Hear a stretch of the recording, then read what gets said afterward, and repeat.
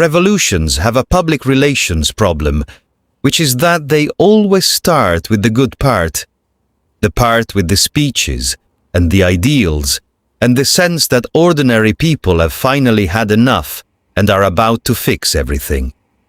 That part photographs beautifully.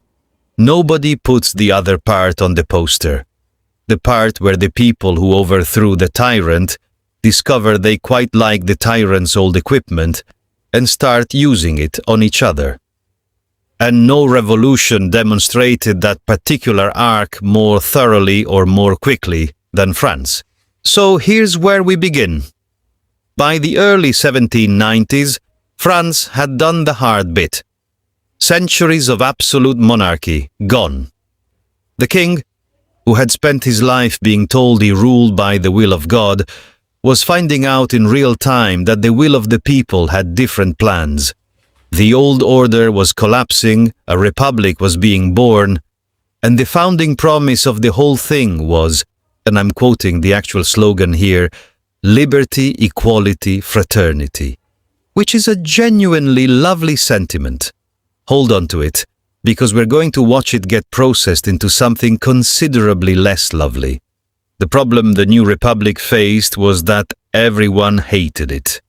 Foreign monarchies looked at France beheading its king and correctly understood this as a threatening career precedent for kings everywhere.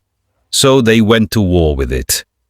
Inside the country, plenty of people weren't thrilled about the revolution either. There were uprisings. There was resistance. There were entire regions in open revolt. So the young republic found itself surrounded by enemies abroad and riddled with enemies at home, broke, at war, and deeply, deeply paranoid. And paranoia, it turns out, is the most important ingredient in this entire story. Because when a government becomes convinced that it is under siege from all directions, that enemies are everywhere, hidden, plotting, it starts to reason its way towards some very dark conclusions. If the Republic is in mortal danger, then protecting it justifies almost anything. And if enemies are hiding among us, then anyone could be an enemy. Your neighbor, your colleague, the man who gave a lukewarm speech last week. Suspicion becomes a civic duty. Into this environment stepped the man whose name is now permanently welded to this period, Maximilien Robespierre. And I want to be fair to him, because the caricature is a mustache-twirling monster, and the reality is more unsettling than that. Robespierre was, by most accounts, personally incorruptible. He genuinely believed in the ideals of the revolution. He didn't want power for wealth or luxury.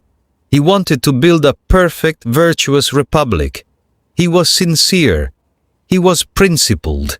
He was, in fact, so committed to virtue that he became convinced the path to a society built on kindness ran directly through killing an enormous number of people, which is a reminder that the truly frightening figures in history are rarely the ones who know their villains.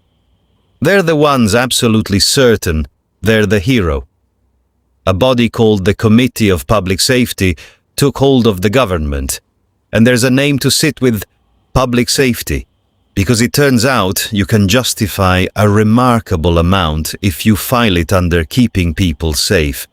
And this committee, with Robespierre at its center, launched what became known as the Terror. Not as an accident, not as things getting out of hand, as official stated policy. Terror was, in their own words, the order of the day.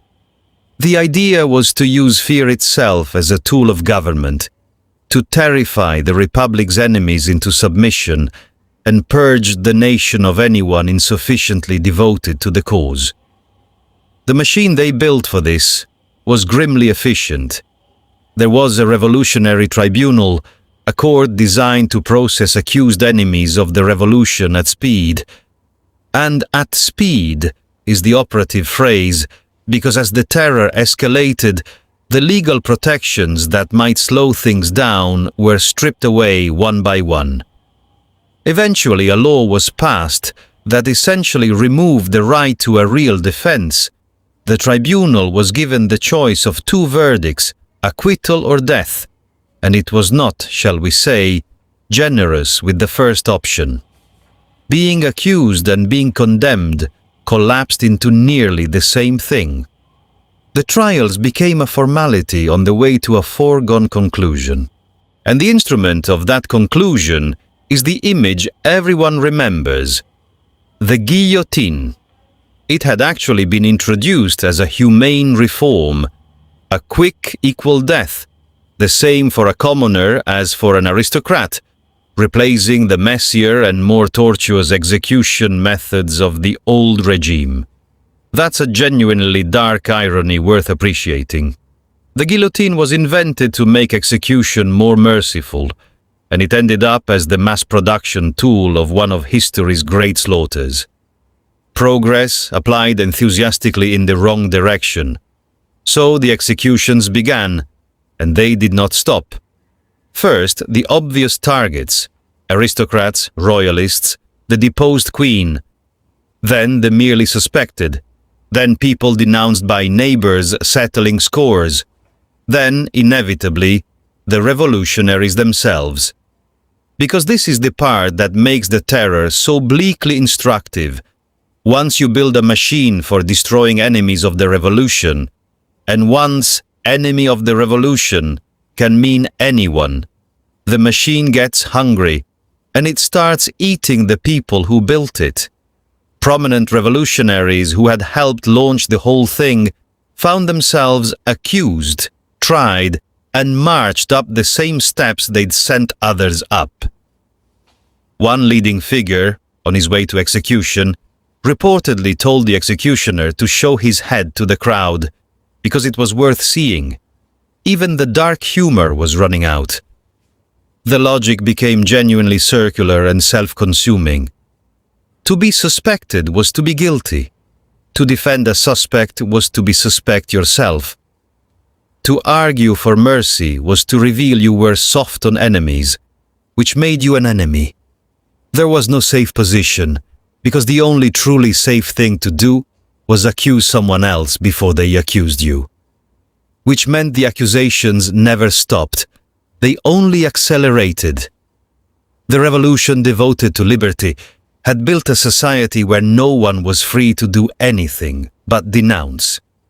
And it ended, as these things often do, when it finally came for the man at the top.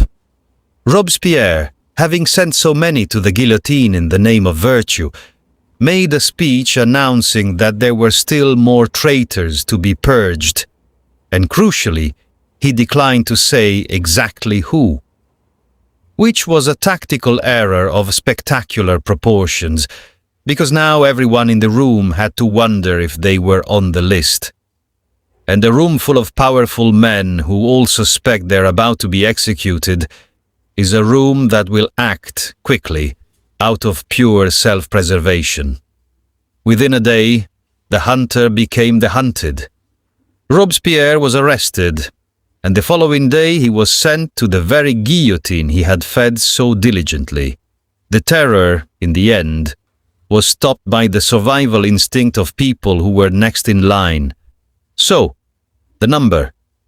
Over roughly a year of the terror, the official executions, the ones that went through the tribunals and ended at the guillotine, numbered around 17,000. But that figure, grim as it is only the tidy documented part.